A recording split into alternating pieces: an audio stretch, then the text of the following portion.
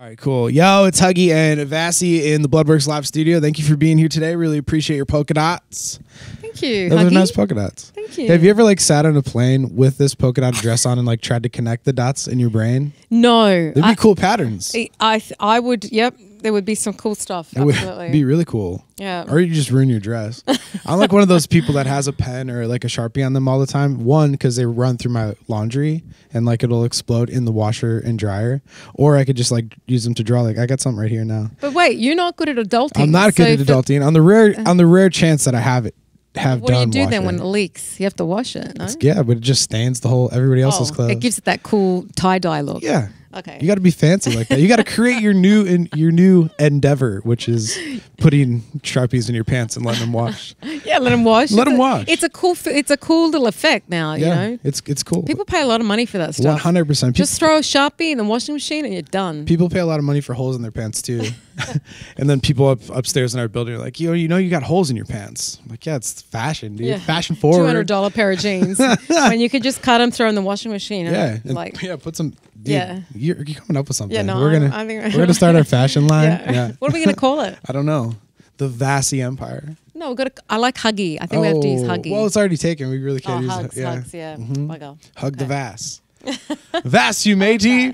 So I watched your video for Concrete Heart like about 45 minutes ago. Oh, wow. Can I ask you something about the video? Yes. Was that you in the heart suit? No, it was dancers. Okay. Because there was parts where they weren't dancing. They were drinking wine and going through the app, the Tinder app or whatever app that was to find love. Yes, and it wasn't me. It was with the dancers. Yeah. I saw you in the video, but I was just making sure that because if it was you had some super dope moves. Oh, thank you. No, I can't move like that. There's such an interesting aesthetic to your video, and like because I know you've worked with David Guetta and Tiesto and their videos as well. Like when they're dancing and like the red squiggly lines are going around their feet.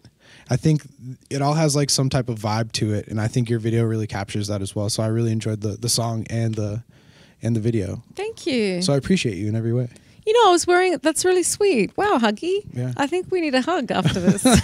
After this, no handshakes. I was wearing a polka dot shirt in that video too. Actually, I was just thinking about that now because the whole love heart thing. I just have to say, I wanted to keep the reason why I put them in love hearts, not obviously because Concrete Heart, I wanted to play with that motif, but I wanted to keep it gender neutral, so it wasn't so specific, like to give that representation that everyone can have love. Yeah, hearts have no gender, man. Exactly. Totally. Yeah. Oh, so beautifully said. Hearts have no gender. Hearts have no gender. I could have just said that, but instead, it's okay. We like that's why people watch these videos so they can be like, okay.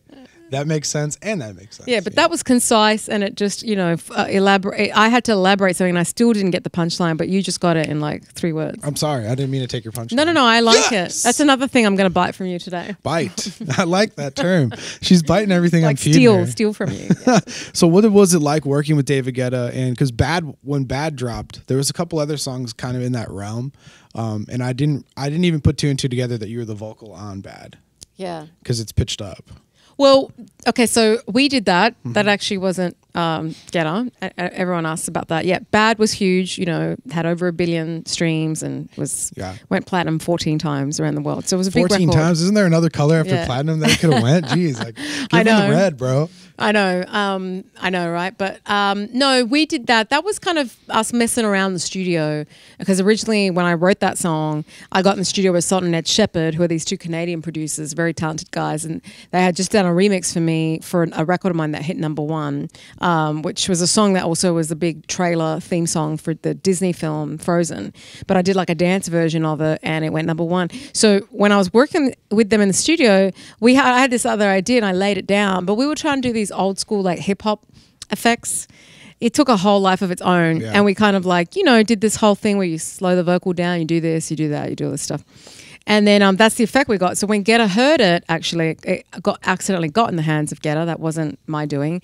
But he loved it. And so they actually were going to ask Nicki Minaj to sing that hook, which I wasn't opposed to. Of course they would. Yeah. I'm thinking, cha-ching, Nicki Minaj. But no one was able to sing it the way I did.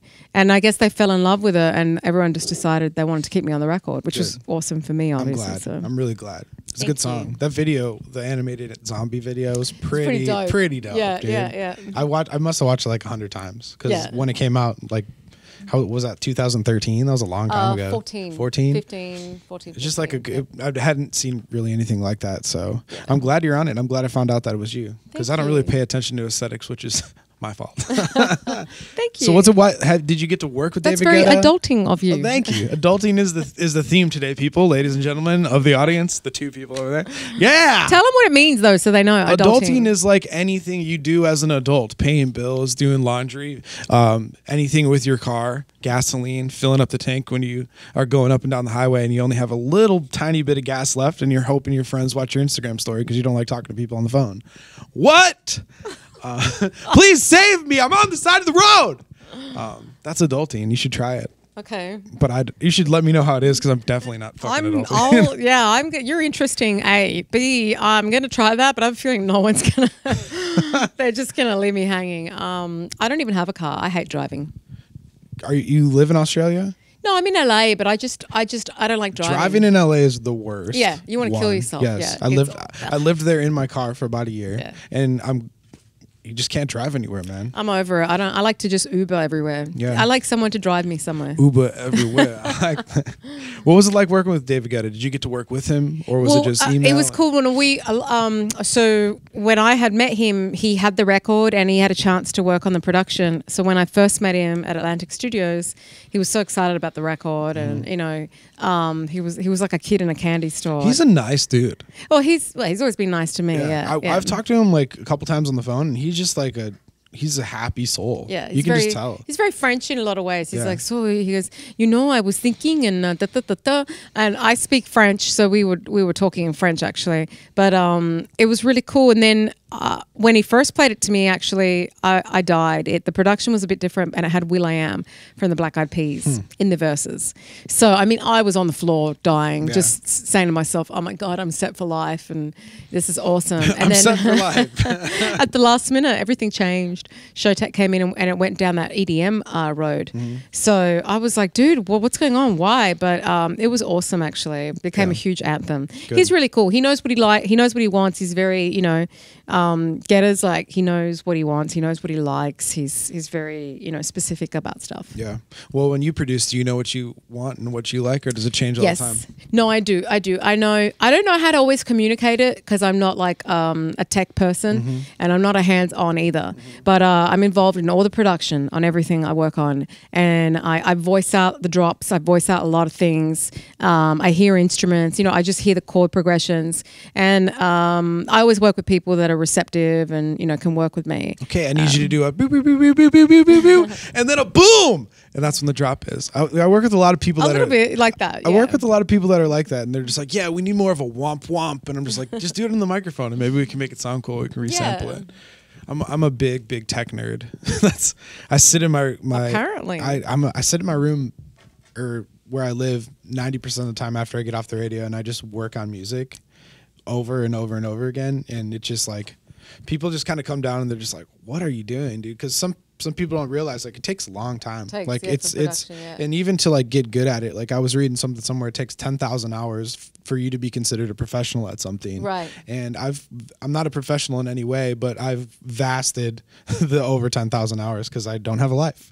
And that's what music is. I love it. I love it. But when you say you like techno, like remember Technotronic? Yeah. Because that's the techno I think when I liked it. I do appreciate that type of techno. I grew up in Chicago, so the house scene, and then right there was Detroit, so that's more techno. And right now it's like this thing. Have you heard of Fisher? You're from Australia, so like he's a little more bass housey, tech housey, and that's kind of where my music goes. Is a little more, I think I consider the techno that's out today as more EDM-y because it changes. Like there was that dubstep movement for a while where everybody was like, "Yes, this is the EDM," and then it switched over to more of a Chainsmoker style and like festival trappy. And now I think it's focusing over on more of the bass housey or the tech housey aspect of it. That's just my personal opinion because people actually come to my shows now. Fuck yeah! Thank you for coming to my shows. So what's next for you? Well, I'm really excited about Concrete Heart. I mean, we just hit #1. Do Concrete Hearts sync? What's that? Do Concrete Hearts sync? What do you mean? Like they're heavy. Oh, and I'm done. Mic drop. They can. Yeah. You know, a heavy heart can definitely take you down, drag you down, if you don't, you know, brighten up your soul and keep it moving. But metaphorically speaking, I like it. I'm really excited because, you know, obviously Concrete Heart, it hit #1 recently on both Billboard in the country and on dance radio across the country, which is huge for me because after coming off, you know, big collaborations with David Guetta and Tiesto and Afrojack, this is really the beginning. This record is the beginning of the new chapter in my career as an artist. I'm transitioning my fans and the fans that really recognize me from these huge EDM bangers and allowing them to take a little journey with me because I'm sort of crossing over into a new area of music. So I'm more pop leaning dance, you know, space.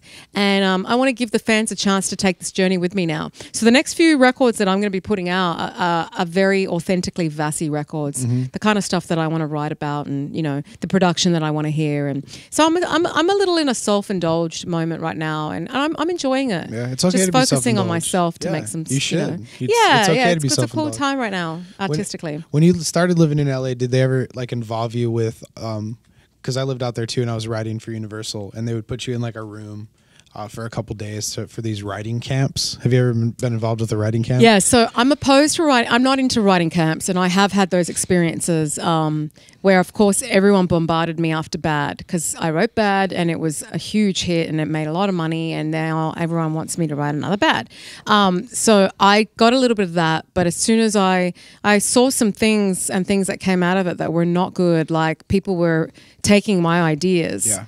And then all of a sudden I would hear my ideas in other records, but then I had nothing to do with that record, but it was clearly my hook. Right. I actually experienced that once. It was a huge slap in the face. I tried to fight it and I was up against. It just was impossible to fight. When you're put in the room with like Esther Dean and the dudes from Carmen, and then you're it's just tough, like, I'm like, yeah. And writing camps can be very cliquey. Yeah. So I honestly, it's not for me. It's not for everyone. I just like writing in my own space for myself with the people that I vibe with. It's a very intimate experience for me, and that's all I'm able to do. Once I'm put in a situation like that, I literally like hit a brick wall. Yeah, it's important to have some type of vibe that you're comfortable with writing, because like you said, like that ain't fair to you if you're sitting there writing for someone else and then it gets taken to get written for somebody else again. Like, how are you supposed to fight that? Like, hey, this was my idea. You know? When they invite you into the studio and they're like, okay, or they'll play you a track, and then they clearly have had weeks to work on that track, right. And then all of a sudden, you know, everyone's just staring at you, and you have like a 3-hour block to like write a hit, right? And then they're just staring and they're waiting for you, and you're like, dude, like that's so so funny, like that, man. Like, because to sit down in a 3-hour block to write a hit, like hits aren't like created like that. They're vibed out. They're hits to me aren't what could be considered a hit to like the A&R person or the person that's going to be pimping the record. Like